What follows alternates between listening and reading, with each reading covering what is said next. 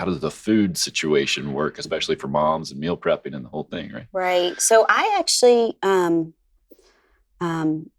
grocery shop online a couple times a week. There's usually a big Sam's Club order for us. And then there's another grocery store that I order from. And they actually drive the groceries to my home, which is incredible because we live in a very rural area. I am 20 minutes from a grocery store. So like the $10 delivery fee, I'm like, sign me up. I will do that one. How long have they been doing that for you? Not long. Not long. Right. Yeah, not long. Like we can't get pizza delivery. They won't come to us. Or we don't trash get, pickup. Yeah, or trash pickup. Like we don't get. We got to take our stupid trash to the dump. Yeah, we do every week. Which I used to do. Don't. I don't yeah, really I'm more. like, what are you complaining about? Yeah. Mid-level management. You're the garbage man. Go. Yeah, you have a license and a vehicle that you have use of, so you are now the trash man. Yeah. Nice. Have you rotated trash men yet? Or Oh yeah. Yeah. But the amount. I can imagine. Amount of trash It's that embarrassing. comes Let's not out of talk our about house it. on a 7-day cycle and goes in the back of my 2500 Silverado pickup truck. It fills that thing to the brim every stinking week. Well, but that's hand in hand with the food, though, right? It is. Yeah. I mean, but like it's the big, the huge trash cans, Uh-huh. like the huge ones that are outside a house. Like how many do we have? 5. Plus a normal size. No. Well, I'm sorry. We have 4 plus a normal size one. Okay, so we have 5 pretty big trash cans outside next to the driveway. Yeah. And all of them are overflowing with stupid dogs or whatever we'll get into. If it's hanging over the edge, the dogs or raccoons or something will get into it every stinking week. It's unbelievable. I don't understand. This is how much stuff we consume. But to the food thing, I haven't found it any more difficult to cook for the number of people we have in our home now than I did when we just had little people, because it's just more quantity, right?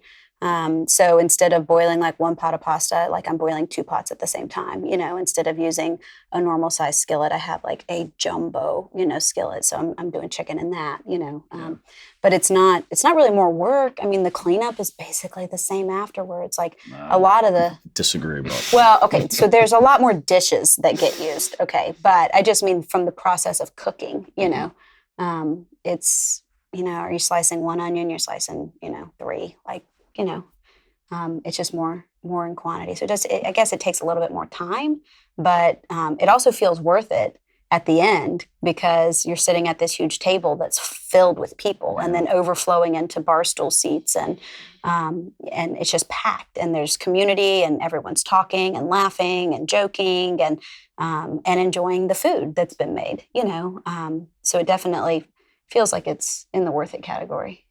I think food's awesome because it just brings people together, but it really is an excuse for people to come together. I would like to think they come anyway, but when our adult children, whether college or married with kids now, they come home. People said, just recently, oh, how was your Thanksgiving? And it was great, but it was like pretty much the same as all the time. I mean, it's really not that different because most of our kids live near here and one's moved away, but we always have a big party at our house. Right. And so that's what so Thanksgiving was just another party. You mentioned the family meals. These are pretty consistent in your house? Yeah, we do pretty consistent. I mean, it's never, no, it's not never. It's unusual that everybody is there because we do have a married daughter that lives out of town. We got a married son and, he and his wife, they come over once a week, but we don't always know when that's going to be. It's just like, hey, can we come over tonight? Like, sure, because they live, close by. But for the kids who live in our home, it's pretty consistent. So it's not always great, gourmet meals, but it is like sometimes it's just grilled chicken on a salad with some dressing on top and, and a cup of soup, and but it's still time together. So, you got picky eaters? That's funny. Didn't yesterday Paul or somebody try to claim he wasn't a picky eater? Yes, This is kind of a so funny here's the way. thing. Since I started, really becoming more aware of nutrition, my younger kids, they'll eat a kale salad like it's nothing, like they'll ask for it, because this is their experience of like what normal food is. And we don't eat a lot of fast food. in our home. It used to be that we would eat more fast food because we were running the circuit of kids on sports teams and always gone, always out. And it was what was, that was quick and hot and available. But my son, Paul, my 15-year-old, he's the last one. He's actually the one that I had the really difficult pregnancy with. And I thought, I'm not doing this again. But he is he is probably my pickiest eater. And everyone under him is pretty good. The other ones were kind of the older ones were mediocre. But Paul, so he says to me, I said, you're too picky. And he's like, I'm not picky, because we're making paninis, right? This was and yesterday. he just wants turkey and cheese on his panini. And I'm like, you're such a picky eater. He goes, no, I don't require all of these extra toppings on my panini. So I'm the least picky person here. I'm like, but everyone else in this room would eat your panini and you wouldn't touch theirs. That's what makes you picky. Right. But I thought, okay, he's looked at this from a slightly different angle and he sort of has an argument there, He's the least picky because he wants the least amount of things. Because he wants the least number of things on it. Which is the only one who's doing that, which by definition is picky. Right. It's a good try. But, Yeah. It was a valiant effort. Right. So. But how many times have I heard her say over the years, I'm not a short order cook. I'm not a short order cook. Eat what we gave you. Yeah. You can't let these kids be spoiled. Yeah, the paninis are a fun thing. Everybody does their own toppings, but most meals in our home, you don't like capers on chicken piccata? I'm sorry. You have two choices, eat them or eat around them, but it's going on your plate, Right. So.